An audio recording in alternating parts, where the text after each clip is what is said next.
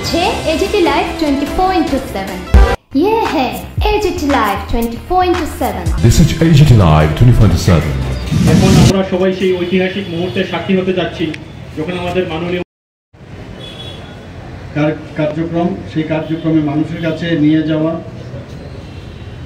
এবং আমার মনে হয় যে জনসচেতনতা খুব প্রয়োজন এবং নিড অফ দ্য আওয়ার। এখানে বলা হয়েছে অলরেডি, যদিও ডক্টর শঙ্কর চক্রবর্তী বলেছেন যে ভারতে প্রায় 1,80,000 মানুষ কিডনি প্রবলেমে আছে, এবং 2023 সালে মাত্র 13,426টি কিডনি এখন পর্যন্ত প্রতিস্থাপন হয়েছে। ইয়ারলি লিভার যে ট্রান্সপ্লান্ট হয় 25 থেকে 30,000 মানে চাহিদা, কিন্তু মাত্র 4,491টি লিভার এখন পর্যন্ত প্রতিস্থাপন হয়েছে। আমি যারা অঙ্গদাতা এবং তাদের পরিবারের প্রতি আমার গভীর শ্রদ্ধা আমি জানাচ্ছি, এবং যারা আগামী দিন এই বিষয়ে সামনে এগিয়ে আসবেন আমি তাদেরকেও আমি স্বাগত জানাবো, এবং তাদেরকেও আমি ধন্যবাদ আমি দিতে চাই, শ্রদ্ধা জানাতে চাই। এবং be organ donors and the more lives are saved, এই যে স্লোগান, এটা খুবই ইম্পর্টেন্ট।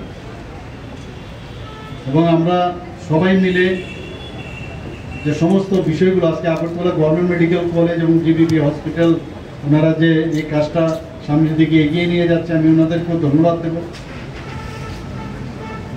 আমাদের যে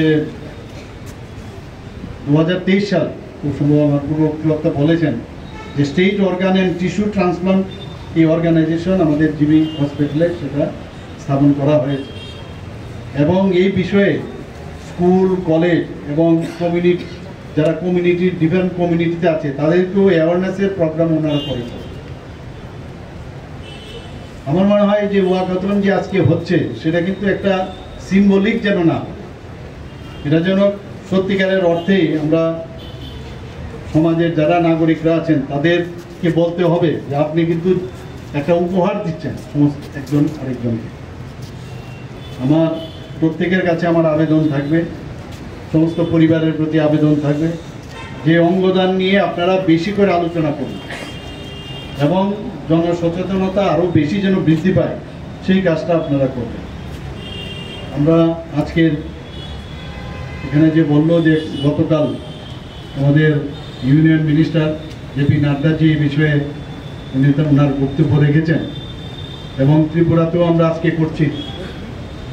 তো এইভাবে আমরা সামনের বছর আমাদের পার্সেন্টেজ আগে বাড়াতে হবে, এবং আমি মানে এখনও আমার আস্থা আছে ত্রিপুরা মানুষের প্রতি যে তাদেরকে যদি বোঝানো যায়, এবং এইরকম একটা মানবিক বিষয় যদি প্রপারলি বোঝানো যায়, মানুষ এগিয়ে আসবে।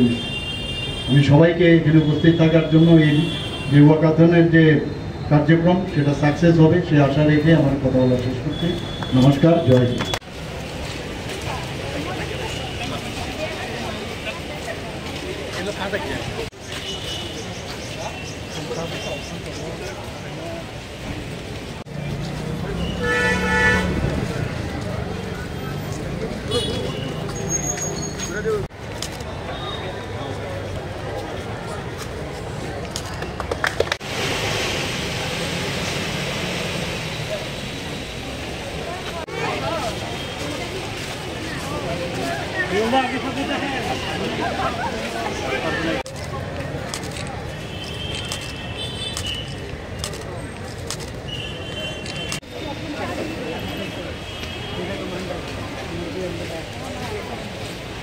আমরা সকলে অঙ্গীকার করি, অঙ্গীকার করব